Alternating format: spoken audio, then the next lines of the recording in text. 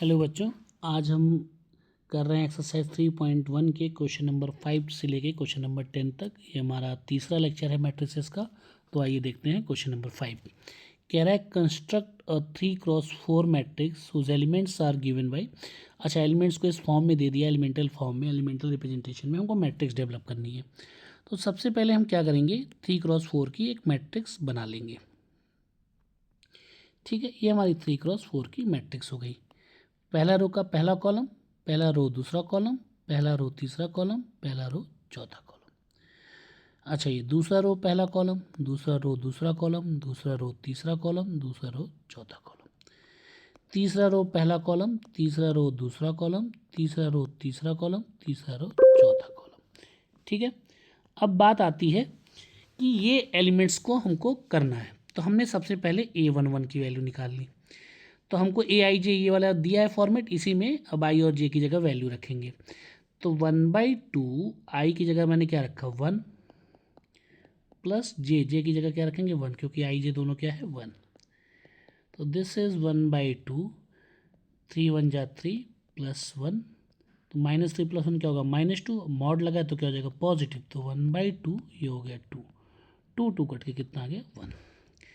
Similarly A12 निकालेंगे, I की जगह क्या रखेंगे 1, तो -3 I की जगह 1 प्लस J की जगह क्या रखेंगे 2, तो दिस इज 1/2, 3 1 जा 3 प्लस 2, -3 में से +2 जाएगा -1 आएगा, मॉड लगाया 1 कर देगा, तो 1/2 × 1 बराबर 1/2।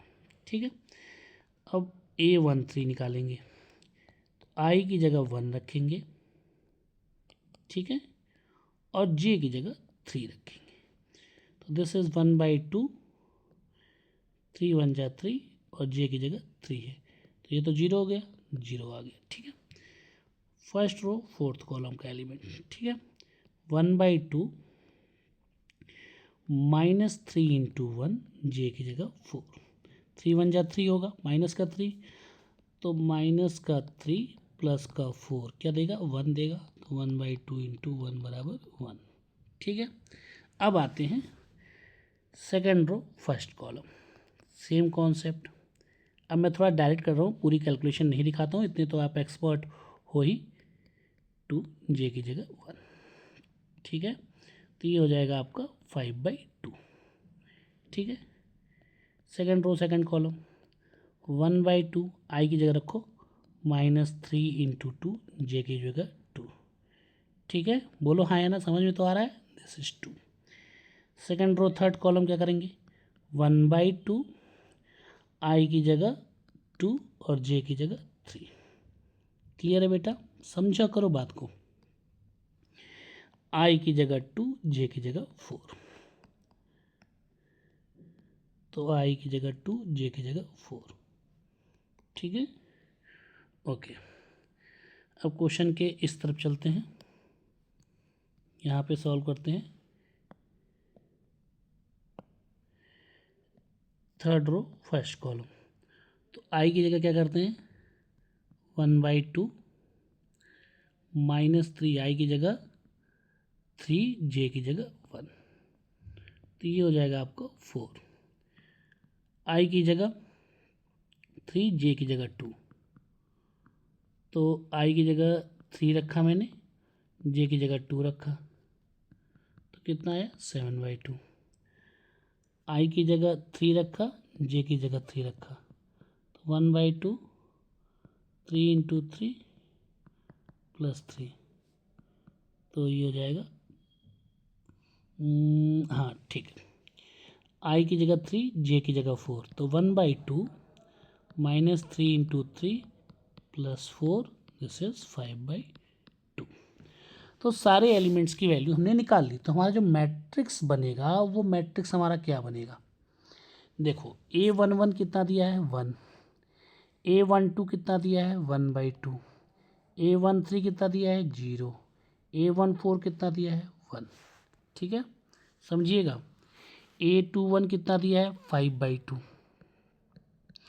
A22 कितना दिया है 2, A23 कितना दिया है 3/2, A24 कितना दिया है 1, फिर A31 कितना दिया है 4, A32 कितना दिया है 7/2, A33 3A34 5/2। ये हमारी 3x4 की मैट्रिक्स बन गई और ये हमारा आंसर है। क्वेश्चन नंबर 5 का सेकंड पार्ट आप सेल्फ ट्राई करिए, सेम कॉन्सेप्ट पे आप इजीली कर सकते हो, ठीक है, सेल्फ ट्राई। आइए हम देखते हैं क्वेश्चन नंबर 6, ठीक है। क्वेश्चन नंबर 6 क्या कहता है, find the value of XYZ from the following equation. अब देखो, इस पहले पार्ट को अगर मैं सॉल्व करता हूँ तो मैं सॉल्व करते समय क्या देखूंगा कि ये दोनों मैट्रिक्स का जो ऑर्डर है वो 2x2 है। देखिए ध्यान से, अगर मैं दोनों मैट्रिक्स लिखता हूँ, दिस इज 4x3 x, 5, ठीक है, ऑर्डर हमारा 2x2 ही है। ये मैट्रिक्स क्या है, y, z 1 और 5, ये भी 2x2 की मैट्रिक्स है। अब यहाँ इक्वल लगा है, इसका मतलब दोनों मैट्रिक्स क्या हैं, इक्वल मैट्रिक्स। अगर इक्वल मैट्रिक्स हैं तो इसका मतलब इनके कॉरस्पॉन्डिंग एलिमेंट्स भी क्या होंगे, इक्वल होंगे। तो आइए कॉरस्पॉन्डिंग एलिमेंट्स को इक्वल करते हैं।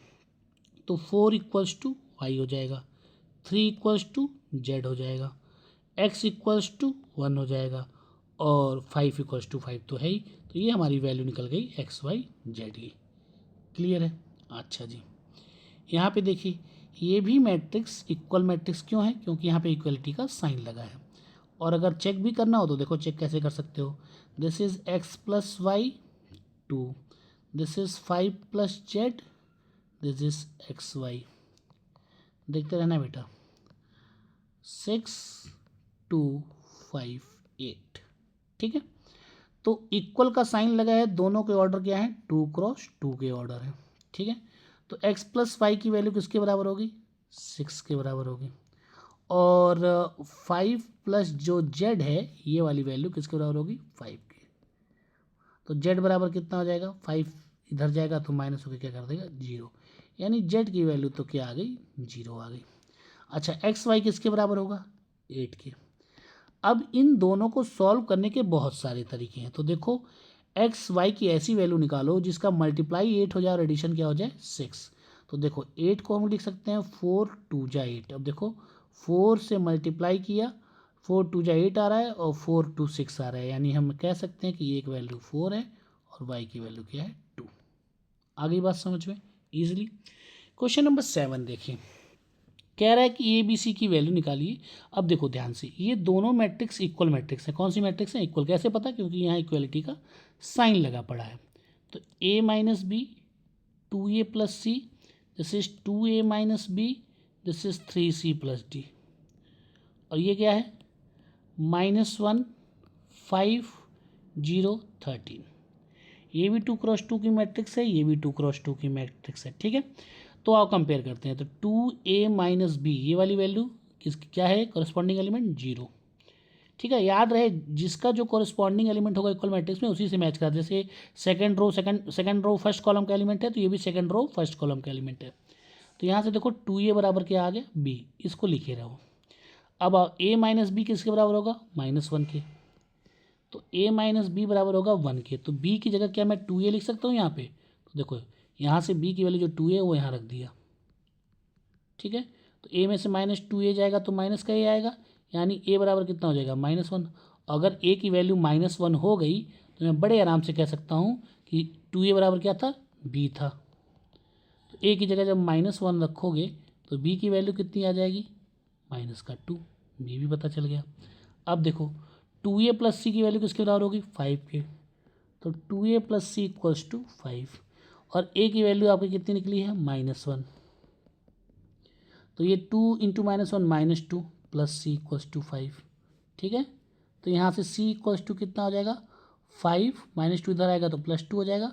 तो c की वैल्यू आ गई 7। ये आपको b की वैल्यू, a की वैल्यू और c की वैल्यू आपको पता चल गई, ठीक है।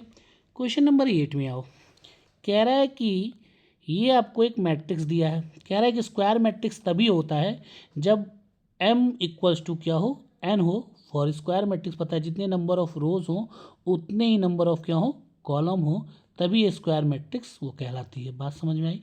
तो कौन सी कंडीशन सही है, सी। क्लियर है? अगला क्वेश्चन देखिएगा, ये दिया है इक्वल मैट्रिक्स है और कह रहा है कि इसमें कौन से ऑप्शन सही है एक्स और वाई की वैल्यू। तो अगर मैं इनको सॉल्व करूँ बेटा, ध्यान से समझना चीज़ों को। तो अगर ये मैट्रिक्स लिख लूँ 3x + 7 5 Y plus one 2 minus 3x, 2 cross 2 की मैट्रिक्स है मेरे पास, ठीक है। 0 वाई माइनस 2 8, 4, ये भी 2 क्रॉस 2 की मैट्रिक्स। तो देखो यहाँ से, तो 3x प्लस 7 जो है वो किसके बराबर हो जाएगा, 0 के। तो 3x इक्वल्स टू क्या होगा, 7। तो x इक्वल्स टू क्या होगा, -7/3। तो किस ऑप्शन में x इक्वल टू -7/3 है, कहीं पे भी देखो ध्यान से, कहीं लिखा ही नहीं है क्या। y माइनस 2 इक्वल्स टू 5 है, y माइनस 2 इक्वल्स टू 5 है। तो y की इक्वल वैल्यू कितनी हो गई, 7। तो यानी हमको कहीं ना कहीं y की इक्वल ये वैल्यू जो होगी, हमको लगता है ये -7 रही होगी, क्योंकि तभी आंसर जस्टिफाई होगा, वरना नहीं होगा।